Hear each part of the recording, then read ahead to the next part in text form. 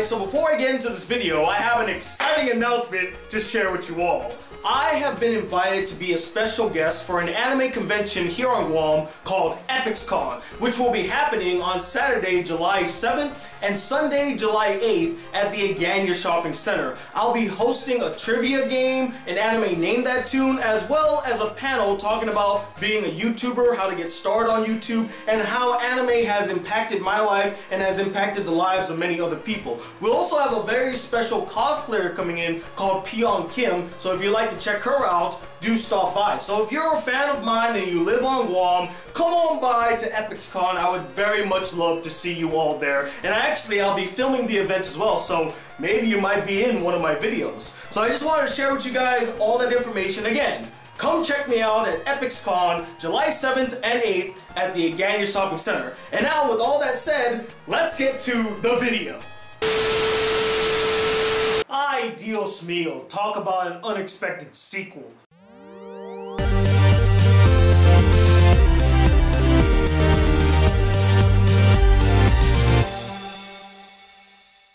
Hey guys, the Black Critic Guy, and I'm here today to review the film Sicario, Day of the Soldado. I hope that's how you pronounce that word. You know what? To save me from the embarrassment of having to pronounce a word that I cannot pronounce, I'm just going to refer to this film as Sicario 2 from here on out. So in Sicario 2, the US government discovers that Mexican cartels are sneaking terrorists across the border, and in order to prevent this, they hire Josh Brolin's character, who then recruits Benicio del Toro's character named Alejandro to kind of stir the pot in Mexico and get the Mexican cartels to fight amongst themselves. But the plan goes awry and then shit hits the fan. Now this is the unexpected sequel to Sicario, a film that I watched, but I didn't review, mostly due to, I'm gonna be completely honest, pure laziness. I just didn't feel like reviewing the film at the time. But if you'd like to know what I thought of the film, while it was a very slow burn and does drag in a lot of parts, it's a well-crafted, excellently executed film. And I'm not surprised that it was, because the people attached to the film, the people that made this film, are masters at their craft. I mean, you got Denny V, because I can't pronounce his last name, so I call him Denny V. You got Denny V directing, Taylor Sheridan writing, and his script was really solid. And I liked the themes that he tackled and how he kind of blurred the line between good and evil, because when you get down to it, there is no real good and evil. You just have people on opposite sides, and that's exactly what Sicario's point was. The acting was fantastic across the board. Emily Blunt, Josh Brolin, and Benicio del Toro, who stole the freaking movie as the hitman known as Alejandro. And one thing that I took away from the film after leaving was, man, I really want to see a film that focuses on his character. His character's so multifaceted, they need to make a film just focusing on him. So, in hindsight, I'm kind of glad that they made this sequel, because he does take center stage, at least for 2/3 of the film. He's the main focus, and I'm glad for that. And how could I possibly leave out the incredible, visually stunning cinematography done by Sir Roger Deakins, who is the god of all cinematographers, and finally, after how many years, won his first Oscar this year. You've earned it, man. It's about damn time you got it. Now, when going into Sicario 2, I didn't have the highest expectations, nor any preconceived notion about what the film was going to be like. And I was kind of hesitant to watch it, as Denny V was not coming back to direct, Emily Blunt wasn't going to be in the movie, and Roger Deakins wasn't doing the cinematography, which really let me down. But I kind of expected it. But hey, we have Alejandro back, which is the one character I wanted to see again, and the one character I wanted them to expand on. So that got me curious to check this sequel out. It piqued my curiosity. But I will warn you guys right now, if you've seen the trailers for Sicario 2, do not go into this film expecting it to be high-octane action from beginning to end. Much like the first Sicario, it's a very slow burn, and it's a sort of political thriller with some action scenes here and there, although I will admit the action in this film is not as impressive as the first film, although we'll get into that a little later. So after seeing Sicario 2, is it more like The Empire Strikes Back or Matrix Reloaded? Well, in my personal opinion, neither. Although I would make the argument that it is somewhat closer to the Empire Strikes Back side. I would say for the most part, everything that you got in the first Sicario, you got here in the second. Although I would say the execution wasn't as clever or ingenious as the first one. I mean, that first one was very well done, but I would say that's mainly due to the director behind the first film. I mean, Denny V, again, is just an amazing director. The person that directed this film, I have no idea what their name is. I'll probably put it here. I never heard of them.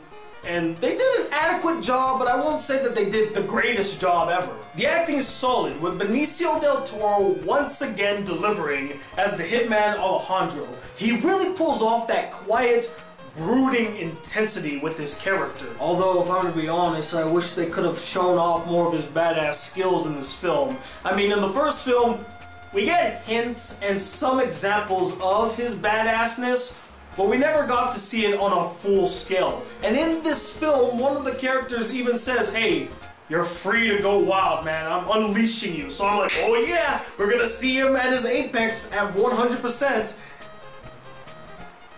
Yeah, that's not what we got. Oh, and by the way, do you guys remember the little Hispanic girl that was in Transformers: The Last Shit?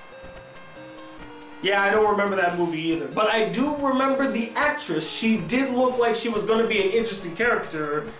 Didn't end up that way. But she's also in this film, and I have to say, I was impressed by her performance. It's not the greatest, but it's far better than her performance in The Last Shit. Although, you know, one film has a competent director and the other one has a hack, so there's that. The story had a lot of potential to it. Although in my personal opinion, it never quite reached the pinnacle of what it was capable of being. Although it does have many fascinating parts scattered throughout. I like the idea of the US government going in and disrupting the cartels and making them kind of fight amongst each other in order to weaken and infiltrate them. I thought that was a brilliant idea, and had they actually showed this escalation, it would have been quite fascinating, and maybe even see the cartels kind of figure it all out like, wait, there's something going on here that we're not really seeing. You know, it's almost like a chess game with them, but they didn't go that direction, unfortunately. I know that many people who saw the film may not agree with me on this, but I really like the third act. I know many people might find it underwhelming, and some people might find it to be a cop-out or anticlimactic, but I for one thought it was subversion done right. See, a character ends up in a situation in the third act that in a typical Hollywood action film, they probably would have done something really badass and cool and take down all the foes at once. And I'll be honest, that's exactly what I thought was going to go down, but it subverted my expectations and actually gave me a more realistic turn of events, which I liked. And with that said, even though I've addressed many of these points already, let's discuss some of the issues I had with Sicario 2. And the biggest problem I had with the film was its story. It felt a bit clunky and directionless. Like, it didn't know exactly what story it wanted to be or what story it wanted to tell. In the first film, it knew exactly what type of story it wanted to tell. Here, there's so many different subplots and so many different things happening that I wasn't really sure as to what the main story was. Where is this all leading to? I mean, is it a story about terrorists sneaking into the United States through the Mexican border? Is it about the Mexican cartel and disrupting them, causing them to fight amongst each other to start a war? Is it about Benicio del Toro's character Alejandro as he fights both the cartel and the US government? There's just so many different subplots and storylines happening all at the same time that it just feels like it loses its direction. I thought the cinematography this time around was a bit lackluster, although when you go from having Roger Deakins doing the cinematography to whoever did the cinematography for this, I mean, there's just no comparison. And I will admit, I was a bit let down by how lackluster the action was in this film. Now granted, I understand that this series is not focused on grandiose action scenes, it's focused on its story and the thriller elements. That's what Sicario is all about. It's not about big action set pieces, but I do feel like they wanted to do more with the action and what we got just wasn't all that thrilling, and it wasn't really all that creative. It's just the typical type of action that you would see in these types of films. There's a bunch of shooting, a lot of gunfight, not a lot of fist fighting actually. I don't think anyone really fights in this film. There's one fight, but it's not technically a fight.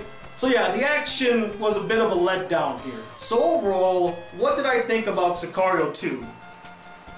It's decent, you know, it's nothing I would say you need to rush to the theater to see. If you're a devout fan of the first Sicario, maybe give it a watch, although if you love the first Sicario, I don't think you really will love the sequel. If anything, I'm more excited to see the sequel to the sequel than the actual sequel. To me, it's just, it's okay. But as always, guys, I'm not the end-all be-all opinion. When it comes to Sicario, Day of the Soldado, I would love to know what you guys thought of the film as well. Did you love it to death? Do you think that it's a worthy successor to the first Sicario? Or did you find it boring, dull, a failure when compared to the first? And let me know, 1, what is your favorite Benicio del Toro film? And 2, what's your favorite film that focuses on cartels? Comment below, let me know. I plan to review Uncle Drew this weekend, so stay tuned for that. Hopefully I get to it. Hopefully I get to my anime review that I keep saying I'm going to do, but I never end up doing. And also stay tuned tomorrow, as I'll be doing both BCGmail and chatting with you guys on the Discord, so get excited for that. And if you'd like to send me any fan letters, send to this P.O. box right up here. And as always, guys, if you'd like to see more videos of this channel, be a part of the Black Critic group, please hit that subscribe button below, like this video if you really enjoyed it. Now I'm 21 seconds, the Sicario, known as the Black Critic Guy. Till then, peace, YouTube.